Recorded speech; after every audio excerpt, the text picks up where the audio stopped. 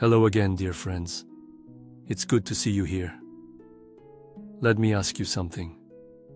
Has your mind ever felt too full, even when your life seems quiet on the outside?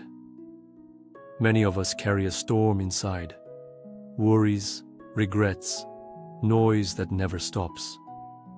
But peace doesn't only come from grand retreats or silence in the forest. Sometimes it starts with small shifts, tiny habits that clear space in the heart. I still remember when my own mind felt like a crowded room, thoughts speaking over one another, none willing to quiet down. What helped me wasn't one big change, but small practices, repeated gently. Today I'll share 7 simple practices rooted in Buddhist wisdom, each one like a drop of water, softening the noise within. Let's begin. Before you check messages, scroll through your feeds, or dive into tasks, just sit, breathe, be. The first few moments of your morning set the tone for your entire day. When you reach for your phone the moment you wake up, you immediately invite other people's energy into your space. Their demands, their opinions, their urgency. Instead, start by turning inward. Place a hand over your heart. Feel your breath. Say to yourself, I am here. The Buddha taught that waking up isn't just a physical act. It's a spiritual one. So begin the day awake, not just to the world, but to yourself. There was a time when I began each day reaching for answers. Now I begin by reaching inward. The questions are still there, but I meet them more gently. The way we begin each day matters, but just as important is how we show up in each moment. And that begins with how we use our words.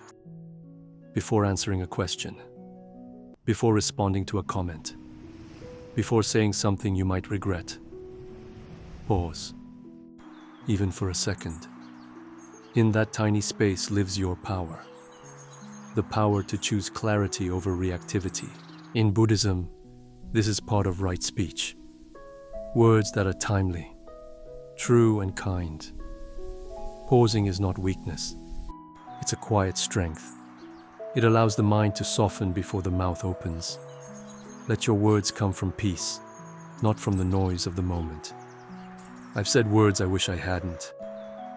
But over time, I've learned that a breath before speaking can soften not just the words, but the heart behind them. In the space between words, we find clarity.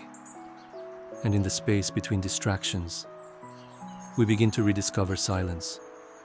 We often eat with a podcast on, walk while texting, clean while listening to music. We fill every space with stimulation. But what if, just once a day, you let silence return? Eat one meal without distraction. Take a walk without your phone. Wash the dishes while listening only to the sound of the water. This is mindfulness. The Buddha taught, when walking, know that you are walking. When eating, know that you are eating. In silence, the mind begins to settle. And in that stillness, you come back home to yourself. The first time I ate in silence, I noticed how much of my life I had been rushing through. Even a single bite became a doorway to presence. But silence doesn't just come from the outside. It also comes from within. And one way to quiet the inner noise is simply to name it. When your mind won't stop spinning, try this. Gently say to yourself what's happening. Worrying, planning, remembering, judging. Then breathe and let it pass. This practice is called mental noting, and it comes from insight meditation. Labeling a thought helps you see it without being it. The thought loses its power when it is named. You're no longer trapped in it. You're simply witnessing it. And what you witness, you no longer need to fight. This practice helped me most during restless nights. Each time I named the thought, I felt a little more distance, and eventually, a little more peace. As we let thoughts pass, we begin to feel lighter. And sometimes, that same lightness can come from tending to the world around us. The state of your space often reflects the state of your mind. You don't need to clean the whole house, just one corner, one drawer, one surface. But do it mindfully. Feel the texture of what you're holding. Notice the sound of objects being placed down. Let each motion be slow, intentional, peaceful. Monks often clean not to chase order, but to cultivate presence. In clearing the space, you clear something inside yourself too. In the monastery, sweeping the floor became a meditation. Each stroke of the broom taught me how to return, again and again, to this moment. When we bring care to our space, we bring care to our hearts. And at the end of the day, that same tenderness can become a quiet moment of gratitude. Before you sleep, bring to mind one small, simple thing that made today beautiful.